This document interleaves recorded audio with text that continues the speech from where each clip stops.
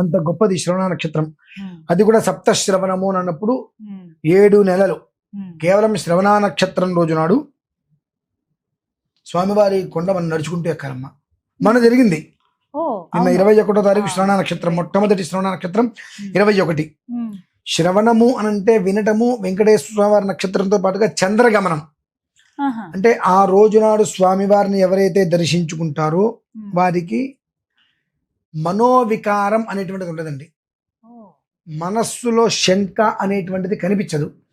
ఎప్పుడూ కూడా యావత్ కాలము నిరామయంగా అంతటి ప్రశాంతత అనేటువంటిది మనం చూడమమ్మా. ఆ ప్రశాంతత భగవంతుడు స్థిరంగా ఇస్తాడు.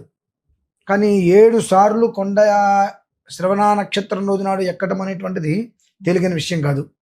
భగవంతుడు తప్పించేస్తాడు,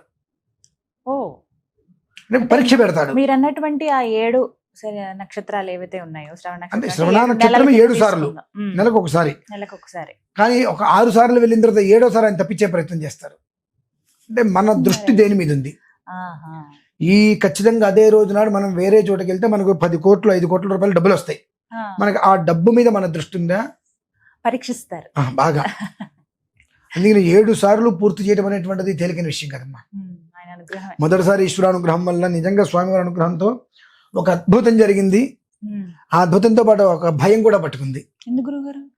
యాక్చువల్గా నిన్న కపిల్ తీర్థం నుంచి స్వామివారి పంచలోహాల విగ్రహం ఇంతది. స్వామివారిని ఒక పాత్రలో పెట్టుకొని తులసి దళాలతో అర్చన చేసి 108 బంగారు పుష్పాలతో అర్చన చేసామంట స్వామివారిని. చేసిన తర్వాత స్వామివారి లాకెట్, డాలర్స్, కాయిన్స్, వెనకాల శేషాద్రి గరుడాద్రి రాసి ఉంటాయి స్వామివారి రూపులు. ఎంతమంది వస్తే అంతమందికి తలా ఒక 7 ఇద్దామని చెప్పి ఒక్కొక్కరికి 7 కాయిన్లు ఇవ్వాలని చెప్పి అర్చన చేశాము. అది వచ్చారు. అయితే అనుకోకుండా వస్తారు, మనం ఎవరిని ఊహించలేదు. ఆ వీడియో చూసి ఒక 70-80 మంది దిగేశారు. అందులో 2-3 మేము కూడా పాల్గొనొచ్చని అడిగిన వాళ్ళు. మిగిలిన వాళ్ళు ఎవరు మనకు కనీస ఇన్ఫర్మేషన్ కూడా వచ్చేసేసారు. చేసి కపిల్ తీర్థం దగ్గర ఉన్నామనేటికి వెంటనే వెళ్ళి అర్చన చేయించి వాళ్ళని జాగ్రత్తగా అదంతా పట్టుకొని పైకి జాగ్రత్తగా వెళ్ళిపోండి, నేను పైన కలుస్తాను అన్నా. నేను శ్రీవారి మట్టి దగ్గర చేద్దామని సంకల్పం చేశాను. అయితే వీళ్ళందరినీ ఇటు పైకి పంపించేసి నేను నా భార్య శ్రీవారి మట్టి దగ్గరికి వెళ్ళి స్వామివారికి నమస్కారం తీసుకొని కొండెక్కి మొదలు పెట్టామమ్మా. ఒక 1500 మెట్లు ఎక్కేసి అక్కడ కూర్చొని ఏదో మాట్లాడుకుంటుండగా 3 ఆడవాళ్ళు అక్కడెక్కడి నుంచి చూసి ఆనందంగా పడి వచ్చేస్తున్నారు. చాలా దూరం నుంచి వచ్చారమ్మ వాళ్ళు. వైజాగ్ అవతల నుంచి వచ్చారు. వాళ్ళకి దిగడం 9:30కి దిగారు. వెంటనే స్నానం చేసుకొని అక్కడ మొదలు పెట్టేశారు. అందులో ఒక ఆవిడకి హార్ట్ ప్రాబ్లం వచ్చి ఆపరేషన్ అయింది, 4 రోజులైంది. అందులోనే బ్రెయిన్ స్ట్రోక్ కూడా వచ్చింది, చెయ్యి కూడా పూర్తిగా ఆవిడకి. వాళ్ళ ఒక నమ్మకం ఏంటంటే ఇంత గట్టిగా గురుగారు చెప్పారు, కొండ మీద గురుగారిని కలవాలి.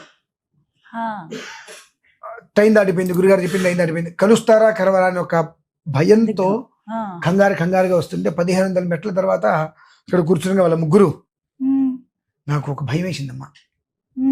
ఆవిడ హార్ట్ ఆపరేషన్ మనిషి గంటంబావులో ఎక్కేశారమ్మా. 2-3 గంటలు కూడా కాదు, గంటంబావులో ఎక్కేశారు.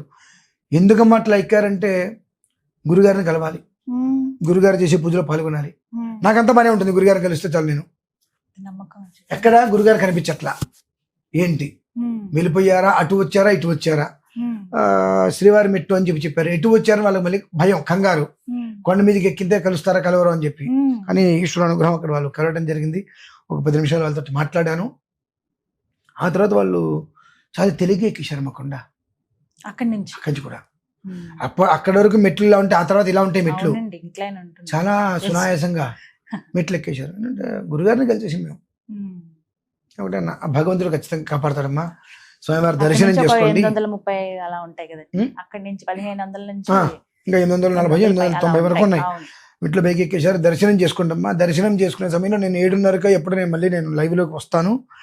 మీరు గనక అవకాశం ఉండి దర్శనం అయిపోతే ఈలోపు నా పక్కనే కూర్చొని ఆ విగ్రహాలు, ఆ పుష్పాలు అవన్నీ మీరు చక్కగా చూసి మళ్ళీ మీ చేతులతో స్పృశించవచ్చు. వాళ్ళకు కూడా భాగ్యం కలగాలిగా, స్పృశించవచ్చు. లేదు లైవ్ నేను చేస్తాను, ఆ భాగ్యం మీకు దక్కుతుందమ్మా అన్నాను. వాళ్ళు లైవ్ దర్శనంలోకి వెళ్ళారు. ఇంతవరకు ఆనందం. ఈ తర్వాత జరిగినటువంటిది అంతకు మించిన పరమానందం ఈ జన్మ ధన్యం అనుకున్నాను. కానీ ఒక భయం. ఎన్ని గంటలు పట్టింది గురుగారు మీకు? 3:30 గంటలు పట్టిందమ్మా. 3:30 గంటలు వెళ్ళిపోయారు బానే. ఏంటంటే ఆ స్వామివారి యొక్క పాత్ర అన్నయ్య ద్వారా నేను లోపలికి స్వామివారి దగ్గరికి వెళ్ళాలి అంటే అందరికీ ఆ రూపులు ఇవ్వాలనుకున్నాం కదా, ఆయన దగ్గరికి వెళ్ళాలని పంపిస్తే మరి ఆ పుష్పాలు స్వామివారి మీద వేసినప్పుడు బంగారు పుష్పాలు అలా పట్టుకొని తన మీద ఉంటే కింద పడిపోతాయేమో ఒక భయం నాకు ఎక్కడైనా. కానీ పైకి వచ్చేందుకు ఎక్కడా పడలేదు. పైకి స్వామివారి దేవాలయంలోకి వెళ్ళిన తర్వాత ఆ గడప దగ్గర అలా కింద పెట్టబోతుంటే ఒక 50 పుష్పాలు అలా కిందకి, అంటే 50 కొన్ని పుష్పాలు పడితే అవి ఒకసారి తీస్తే 50 పుష్పాలు ఉన్నాయి. స్వామివారు కోరారేమో అని అనిపించి మిగిలిన 58 పుష్పాలు 108 పుష్పాలు అక్కడ గడప దగ్గర వదిలేసి నమస్కారం చేసుకున్నా. నమస్కారం ఎందుకు ఆ క్షణం అనిపించింది అంటే అన్ని మెట్లు ఎక్కితే 22 కిలోమీటర్లు కొండ ఎక్కారు అలిపిరి నుంచి. ఓ 70 మంది ఇంచుమించి వచ్చారమ్మా. వాళ్ళ తల మీద ఇటు అటు ఇటు మర్చుకొని వచ్చారు. మరి ఎక్కడ ఒక్క పుష్పం కింద పడలేదు. అటువంటిది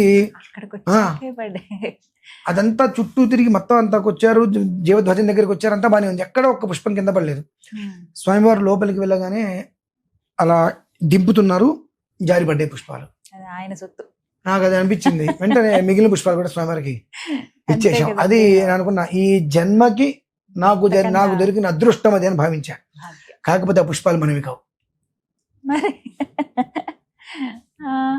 ఆ పుష్పాలు మనవి కావు. నిత్యార్చన కోసం అని చెప్పి అంటే ఒకరు ఒక అర్చన కోసం ఇచ్చారు. అది కొంతకాలం నిత్యార్చనగా జరుగుతూ వచ్చింది. నిన్న మనకు కామాక్షి అమ్మవారి దగ్గర కూడా పుష్పాలు మనం తీసుకెళ్లి అర్చన చేసాం. అంత అద్భుతంగా చేసుకుంటూ వచ్చాం. ఈ ఆరాధన అయిపోగానే 26వ తారీఖు ఒక ఆరాధన ఉంది. అది పూర్తి చేసుకొని అమావాస్య నాడు సాయంత్రానికి ఆ పుష్పాలు అందిద్దామని అనుకున్నాం. స్వామివారి దగ్గర అవి పడిపోయినాయి. అది ఒక రకమైన ఆనందం. అవి నావైతే బాగుండు అని చెప్పి, మనవి కావు.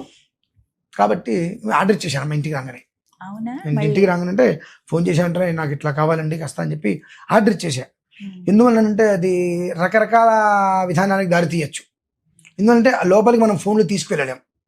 స్వామివారికి అక్కడ మనం వదిలేసాము, అక్కడ పడినయ్యి అని చెప్పడానికి మనం ఫోన్ ఏదైనా ఉంటే వెంటనే అక్కడ మనం వీడియో తీసి చూపించవచ్చు. అది మనం చూపించలేని పరిస్థితి. నమ్మచ్చు, నమ్మలేకపోవచ్చు. నమ్మడానికి ఒక అవకాశం ఉంది. 75 మంది వారి చేతులతో పుష్పాలు అర్చన చేశారు. 108 పుష్పాలని వచ్చిన 75 మంది కూడా వారి స్వహస్తాలతో ఒక్కొక్క పుష్పం స్వామి దగ్గర అర్చన చేసుకున్నారు. వాళ్ళు నమ్మినా నమ్మకమే 75 మంది ఖచ్చితంగా వాళ్ళు చేతులు చేశారు కాబట్టి వాళ్ళకి తెలుస్తుంది ఆ విషయం. అది ఒకటి అనిపించింది. ఒకటి అనుకున్నా, స్వామివారు మరి ఆ పుష్పాలు కావాలని కోరుకున్నారేమో, ఆయన దగ్గర ఎన్నో ఉండొచ్చేమో, వెళ్ళిపోయినాయి. ఓకే, వాళ్ళది తిరిగి వాళ్ళకి మళ్ళీ ఒక 10 రోజులు లేట్ అయినా ఇవ్వాలి, వెళ్ళని ఆర్డర్ చేశా. అది మాత్రం ఒక రకమైన ఆనందం అమ్మా.